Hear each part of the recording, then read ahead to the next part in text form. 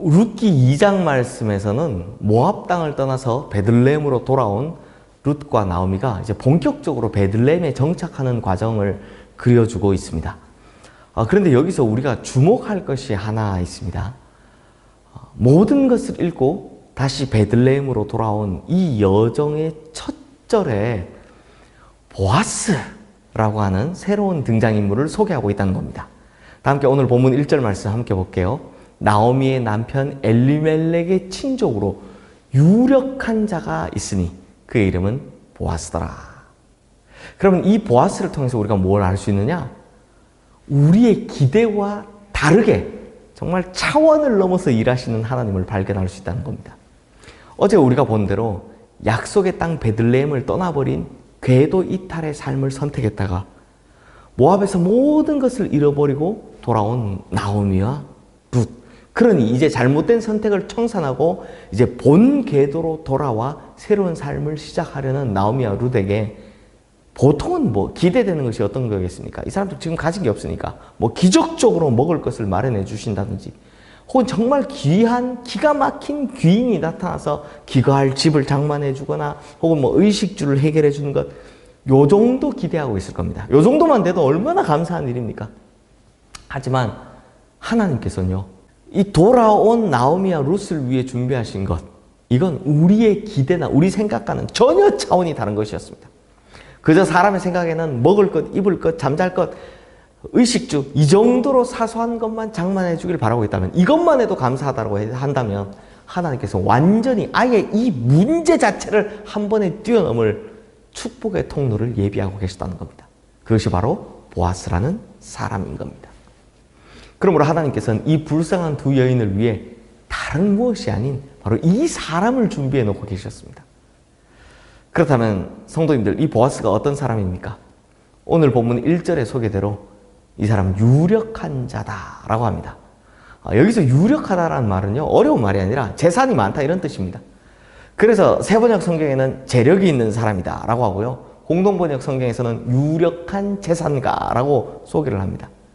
그러니 이 보아스라는 사람은 적어도 나오미와 룻 이 두 여인의 인생을 책임지고도 남을 만큼 부자였다, 유력한 자였다라는 겁니다.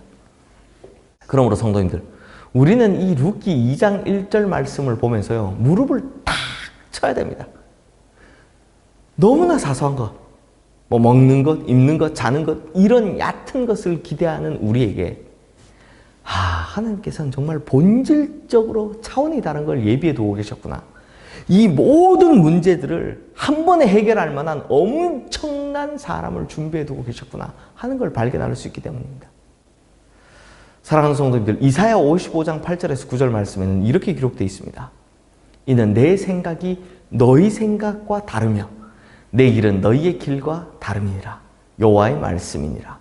이는 하늘이 땅보다 높음같이 내 길은 너희의 길보다 높으며 내 생각은 너희의 생각보다 높음이니라.